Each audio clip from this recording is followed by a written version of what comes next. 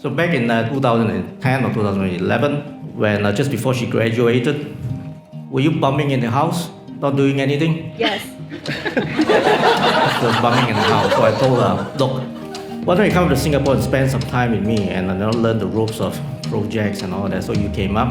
But I think you still bummed around in Singapore. But you made contact with a certain vendor who wanted to start a company up in Australia. Now this startup company had no office. So I suggested, why not you put Tracy in this office in Burwood? And that's where Ken was. She belongs to me. She belongs to me. So Ken, today you could be thankful for me. Sometimes it's fate or destiny, but I had a part to play in this.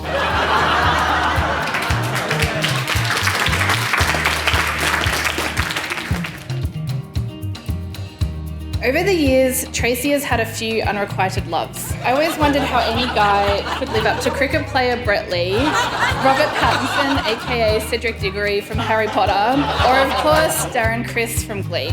For anyone who didn't know Tracy circa 2011, it was pretty much impossible to talk to Tracy without getting an update on how awesome Darren Criss is. I'm pretty sure that at one point, her mum asked to meet this Darren guy because she'd heard so much about him and wanted to meet her new boyfriend.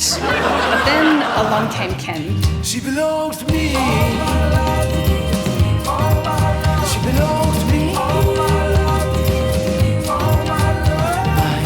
Soon enough, Tracy was falling in love. Instead of flying halfway around the world to see Darren Criss, she found a guy who would fly to New York just because he didn't want to be without her for 3 weeks.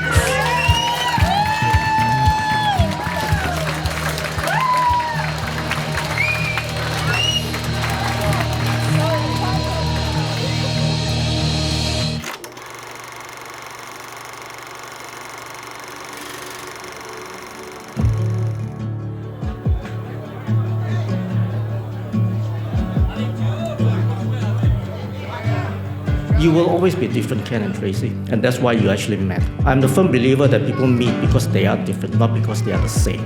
And I think I'm right when I say, and as others have said it before, Tracy talks, Ken listens, right? It doesn't work when two talks and nobody listens.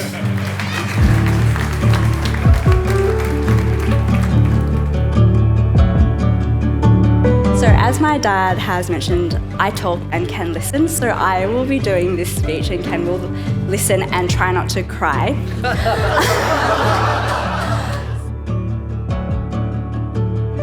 If Kenny says he has your back, he has your back, and I really value that. Kenny, thank you for being such a great friend. Tracy, thank you for taking care of Kenny, and I have never seen Kenny so emotional as when you were walking down the aisle. You know that you got something special.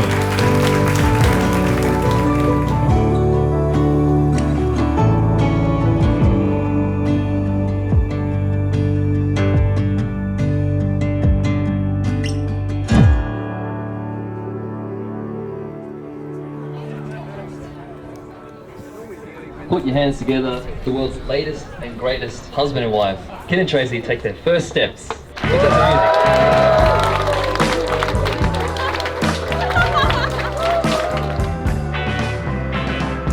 People say you just know when you know, and I've known for a really long time.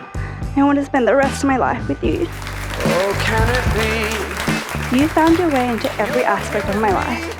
My goals, my hopes, my aspirations. I am so enriched because of you. I will love you and support you in all your forms, present and future. Let's take this road. I will laugh with you through the best of times, even when your jokes aren't that funny. I promise to stand by your side through whatever life throws at us, to be the shoulder to cry on, and lend a voice of reason whenever you need it. You've got me running in circles. I don't ever want to slow down. Let's just keep spinning, spinning, spinning. Just keep going round, going round. I will not forget that this is a once-in-a-lifetime love. I will fight for us, and I will remember that we are a stronger team together than when we are apart. I will appreciate all that you do for me behind the scenes and remind you that every success I have in my life is because you are there to hold me steady. You've got me running in circles. You are my best friend, I'm a confidant, and I consider myself extremely lucky to be the one able to call you my wife. Spinning. Oh, just going round, going round. I want to finish with a quote from one of the greatest writers of all time, Taylor Swift. It's a love story, baby. Just say yes.